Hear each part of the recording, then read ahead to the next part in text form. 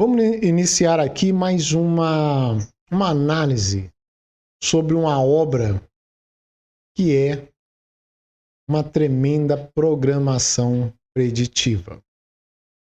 O Mundo Depois de Nós, que é o nome de um filme baseado na obra de Roald Dahl, um livro que foi publicado durante a última crise sanitária mundial. Isso foi em meados de 2020. E para a grande maioria das pessoas que lê o livro ou assiste ao filme, é apenas mais uma obra de ficção científica. Mas eu vou mostrar para vocês que esse filme, que foi baseado no livro e que estreou nessa última sexta-feira, no dia 8 de dezembro, tem tudo a ver com as esquisitices que vem acontecendo no mundo de hoje. É mais um sinal do que está por vir nos próximos anos. E eu vou dizer por quê. Pois é a mensagem das mais sinistras, mais assustadoras que eu já assisti. Portanto, na minha visão, como já aconteceram com outras obras de ficção, esse é mais um ensaio que está para acontecer no mundo, esse nosso mundo, daqui a mais ou menos dias. Esse, então, é o nosso tema para hoje. Então, vamos lá. Bom, eu queria jogar a vinheta aqui, só que não sei o que foi que aconteceu, mas a vinheta...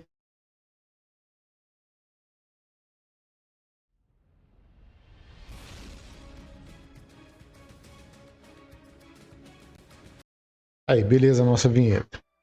Em 2020, nós tivemos uma das piores crises sanitárias do mundo e que o sul-africano Deon Meyer escreveu um romance em 2016, mostrando de forma inquietante o período mais difícil que o mundo inteiro viveu, e foi retratado na passagem da luta de um pai e de um filho sobrevivendo num mundo totalmente vazio por causa dessa crise sanitária.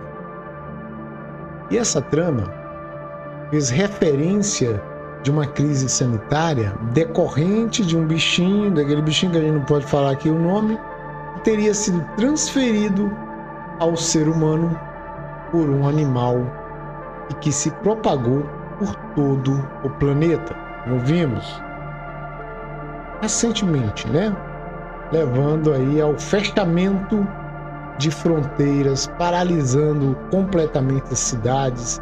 Pessoas não poderiam, não iam para o serviço, né? E estimulando aí as pessoas a sentirem medo uma das outras, e daquilo que estava chegando era esse mal, e muitas vezes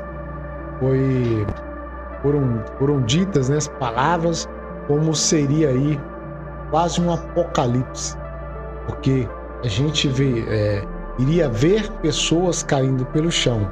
Essas foram as imagens que chegaram primeiramente para a gente. Não foi exatamente isso que aconteceu. Primeiro, porque o tipo de contágio não foi da forma descrita no livro, mas a essência desse livro mostrou essas, talvez, coincidência ou, né, uma programação preditiva, né? E essas coincidências foram terrivelmente intrigantes para toda a sociedade mundial. Uma obra literária foi ainda mais longe com uma ficção, vejam vocês, publicada em 1981. O escritor Dean Koontz, em seu livro, né, Os Olhos da Escuridão, fala sobre uma crise sanitária originária do Dragão do Oriente e teria como epicentro a cidade que começa lá com W, aquela mesma cidade, há quase 40 anos. Até 2020, né? Contando assim até 2020. E segundo o autor, esse bichinho teria sido acidentalmente liberado de maneira limitada durante uma pesquisa científica para o Departamento de Defesa dos Estados Unidos. Isso foi exatamente o que comprovou uma investigação sobre o que teria causado essa última crise sanitária. E agora eu vou contar para vocês essa nova mensagem, né, que vem através desse filme, né, ou desse livro, e é um alerta para que você se prepare. E essa obra, saindo do forno agora, né, como eu disse, a última sexta-feira, mas uma obra de ficção que dá todas as mostras que é mais aí uma programação preditiva, isso segundo minha convicção. Para muitos, uma teoria da conspiração, né? Mas apenas uma obra de ficção, como todas as outras, até que venha ser revelada na vida real. Evidentemente que não é isso que a gente quer que aconteça, mas a gente vem aprendendo com essas últimas coisas que eu falei aí, né? O grande problema é que essa obra possa ser o anúncio do que podemos chamar de o Apocalipse, o sinal do fim. Mas o que falar sobre o filme que estreou há poucos dias? A gente ter uma ideia aí do que realmente essa obra de ficção está querendo trazer de mensagem pra gente, né? O Mundo Depois de Nós é aí uma trama, né, baseada aí na obra de ficção de Roman Allan, que foi estreada, como eu disse, na última sexta-feira, e hoje é o filme mais assistido na Netflix. Evidentemente que tem as suas qualidades, né, a filmagem, né, o filme. E mesmo porque também traz essa não sei se já rolou essa intrigante comparação aí com o que a gente já viu há alguns tempos atrás, né? E duas famílias foram colocadas nesse centro dessa trama. E é um filme dirigido por Sam Esmail, é um autor conhecido, né? A primeira família é formada por Julia Roberts no papel de Amanda e Ethan Hawke no papel de Clay, né? Na verdade, o casal pretendia passar suas férias em Long Island juntamente com seus dois filhos, Parker e Rose, e alugar uma casa em um app.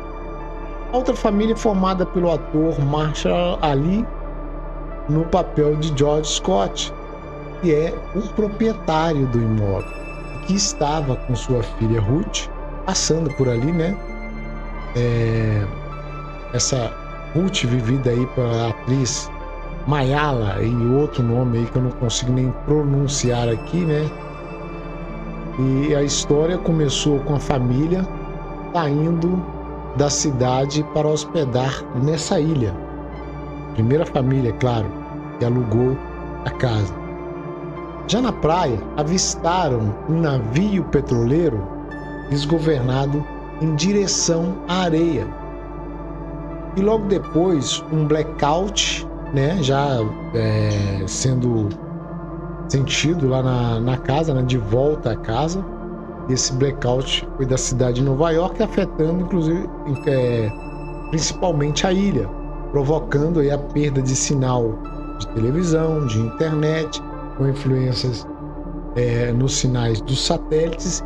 Então parece que deixou tudo apagado, né? Cortou todas as condições de comunicação nos Estados Unidos, na cidade de Nova York e nessa ilha onde se passava aí essa trama. Uma Amanda alugou a casa por app.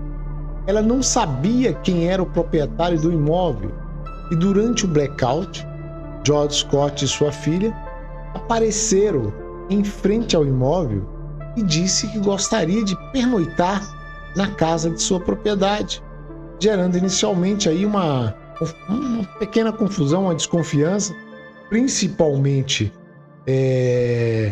essa desconfiança na Amanda, né? E não aceitava que aquelas duas pessoas passassem, a princípio duas pessoas estranhas, passassem na mesma casa que estava sua família de férias.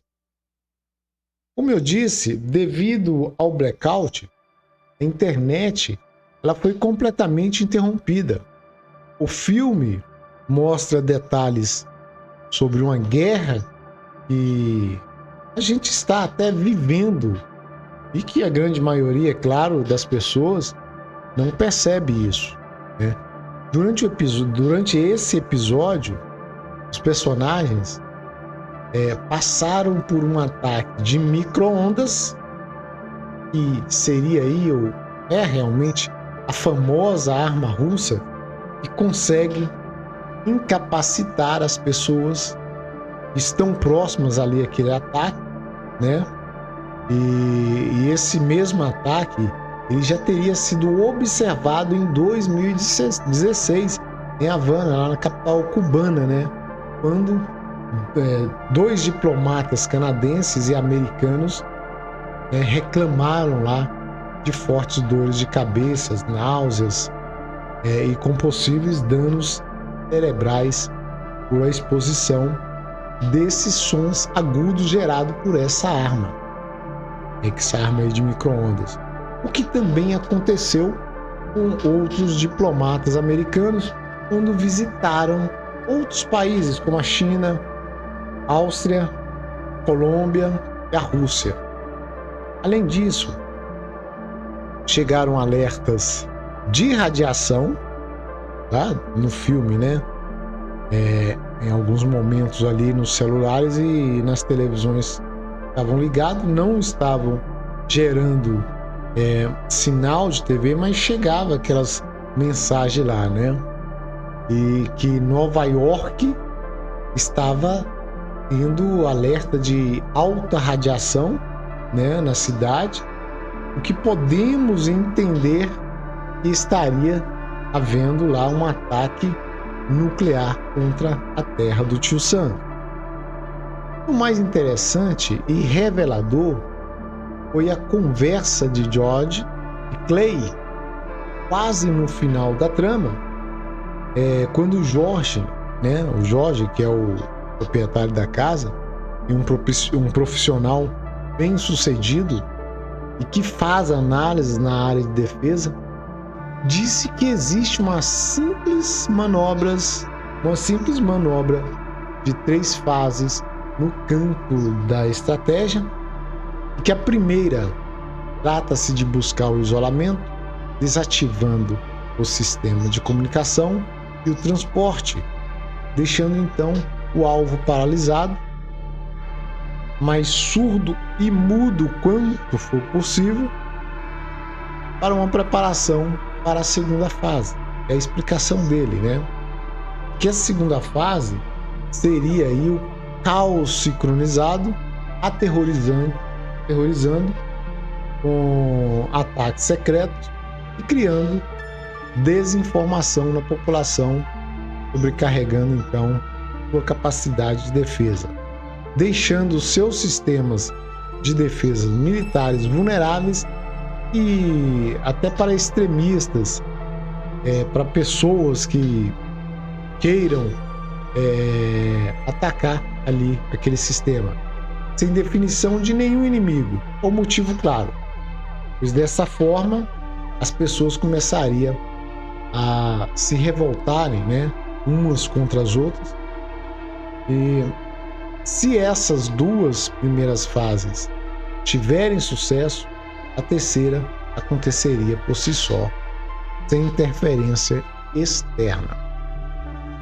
Mas a partir daí aconteceria golpe de Estado, guerra civil, até que crie um colapso geral, que segundo o personagem Jorge, seria dessa maneira a mais econômica de destruição de um país. Essa é verdadeiramente uma situação apocalíptica que pode realmente acontecer no mundo. Se os Estados Unidos cair,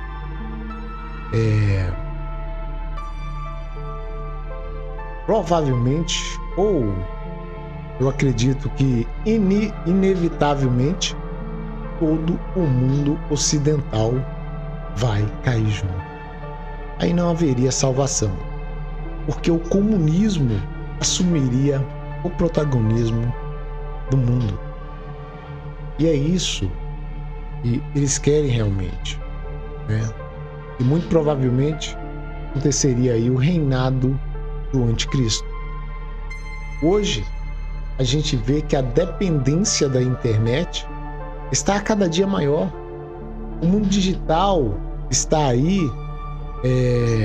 Nós tivemos até já o anúncio de uma moeda digital do Brasil pelo Banco Central e que começaria no início de 2024. E assim está acontecendo também em todo o mundo. Pensa, os bancos, os hospitais, os hipermercados, os mercados que dependem da internet, né? E nós já estamos na era digital bem avançada. Um blackout mundial afetaria todos os setores, e isso pode levar a uma catástrofe inimaginável. Imagina os veículos elétricos que são vulneráveis a hackers, como vimos no filme, né? Bloqueando as estradas. Então, a gente não pode duvidar que essa também possa ser uma programação, essa que eu digo, essa trama, né? Esse filme ou esse livro, possa ser uma programação preditiva, ou seja, como nós vimos com os escritores que escreveram exatamente o que aconteceu após anos na crise sanitária, tivemos, apesar deles negarem que não passou de coincidências, mas a gente entendeu, se tratava mesmo de uso proposital nessas criações fictícias para uma preparação e fazer com, de certa forma, as pessoas aceitassem aquele evento que viria a acontecer com maior naturalidade ou com menor espanto. O Mundo Depois de Nós, vejam vocês, é um filme de ficção produzido pela empresa dos Obama. A High Ground Production, que é uma empresa deles, né? E que foi o primeiro filme nessa categoria, que anteriormente eles só faziam aí documentários, programas infantis, dramas históricos, e sabemos muito bem da ligação dos Obamas com o Fórum Econômico Mundial, sem dizer que é um ex-presidente que passou pela Casa Branca, né? E para quem está ligado nessa vibe, sabe muito bem o que isso tudo quer dizer. O ex-presidente Barack Obama, como produtor executivo, porque ele é o proprietário dessa empresa, né, que fez o filme, né? Então, contribuiu com notas importantes e detalhadas para o roteiro. Isso foi o diretor que disse. E disse que, inclusive, pediu conselhos para o Obama ao elaborar os rascunhos desse projeto de ficção, e que auxiliou a levar a história para a realidade. Isso só dá mais uma assustadora certeza que essa produção é sim mais uma programação preditiva. A gente espera que não, mas como praticamente a gente está sendo treinado a observar isso, né? Porque já vem de algum tempo aí a gente pesquisando o que vem acontecendo, e muitas das coisas que estão acontecendo hoje, a maioria delas, isso já houve uma previsão em livros escritos, em filmes, até em desenho animado. Então, o que podemos dizer de uma produção que praticamente saiu ali da Casa Branca para mostrar uma realidade que a gente está vendo que alguns processos vêm acontecendo, e pode chegar exatamente nesse ponto. E por isso, essa mensagem, esse alerta, se torna mais assustador, porque vem de pessoas que conhecem, né, que têm acesso a essas informações que o ser humano comum não tem. E eu posso dizer, igual eu falei aí, com certeza, essa é mais uma programação preditiva para preparar as pessoas para aceitar o que vem por aí. Não é o que a gente quer, como eu disse, não é o que a gente espera, tomara que não aconteça, que seja realmente uma obra fictícia e não venha servir de base para o que pode acontecer. É isso. Vamos por aqui.